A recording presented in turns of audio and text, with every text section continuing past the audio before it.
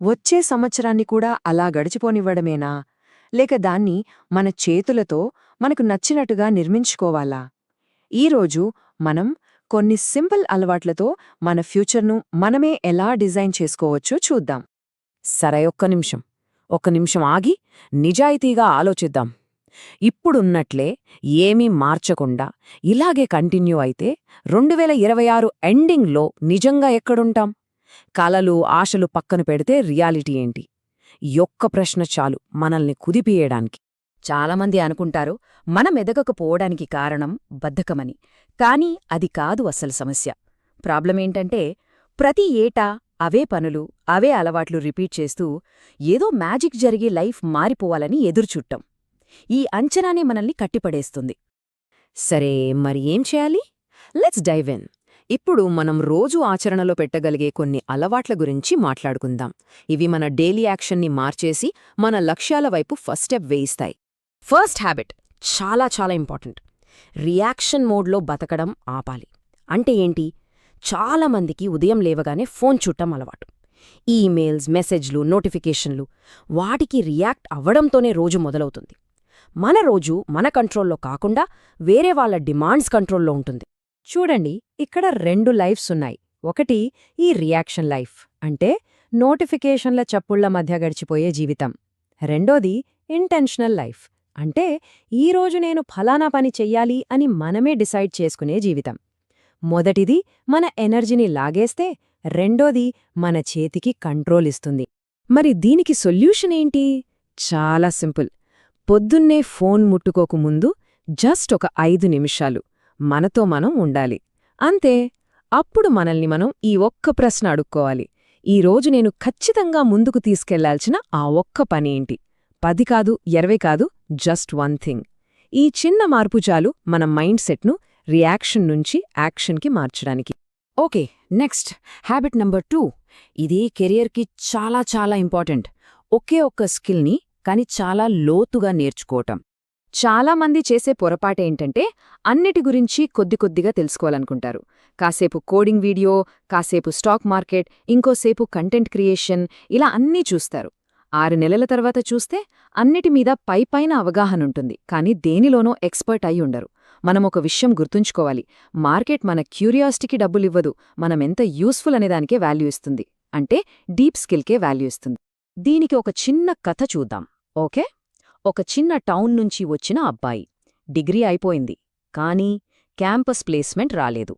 ఇంట్లో విపరీతమైన ప్రెషర్, చుట్టాల ప్రశ్నలు, పరిస్థితి చాలామందికి కనెక్ట్ అవుతుంది కదా. అయితే ఆ అబ్బాయి 10 పనుల మీద పడి కన్ఫ్యూజ్ అవ్వలేదు.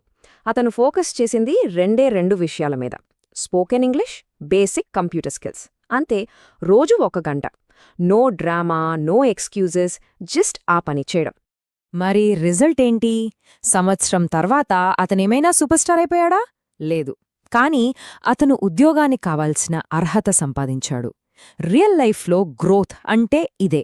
సైలెంట్గా, స్లోగా, కానీ కన్సిస్టెంట్గా ఉంటుంది. ఇక 3వ అలవాటు, ఒక ఫిక్స్డ్ డైలీ రొటీన్. లైఫ్ ఎంత అన్సర్టన్గా ఉన్నా పర్లేదు, మనకంటూ ఒక రొటీన్ ఉండాలి.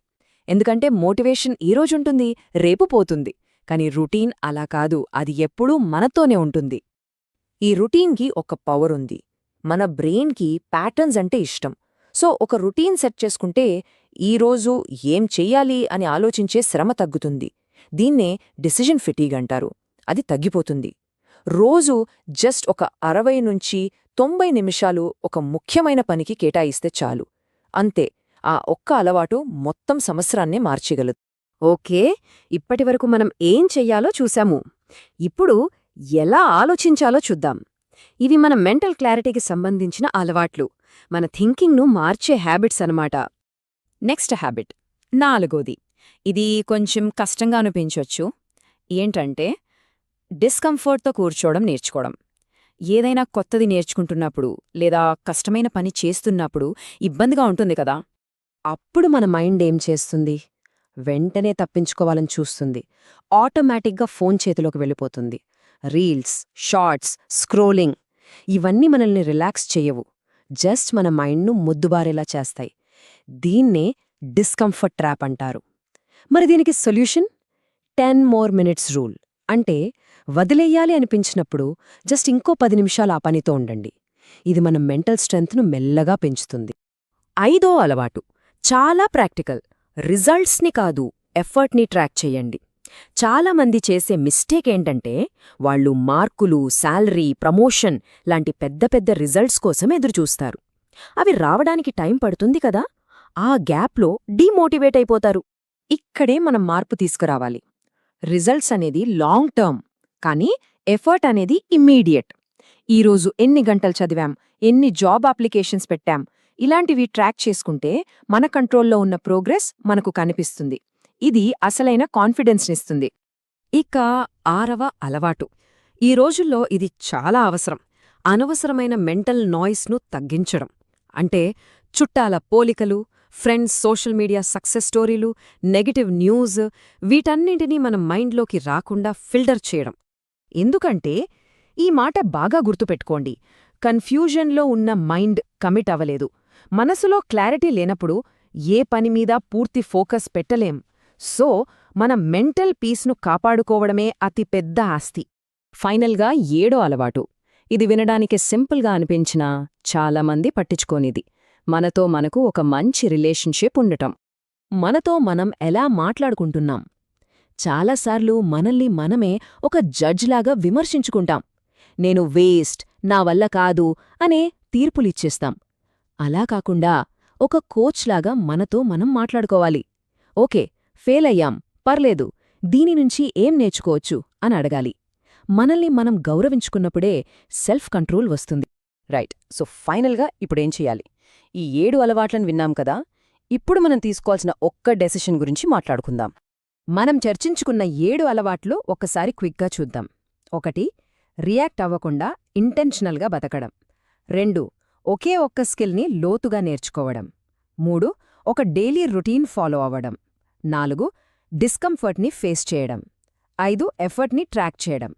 6. మెంటల్ నాయిస్ను తగ్గించడం. మరియు 7. మనల్ని మనం గౌరవించుకోవడం.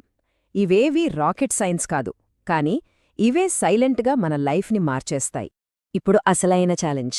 ఈ 7 జస్ట్ ఒకే ఒక్కదాన్ని సెలెక్ట్ చేసుకోండి. అంతే.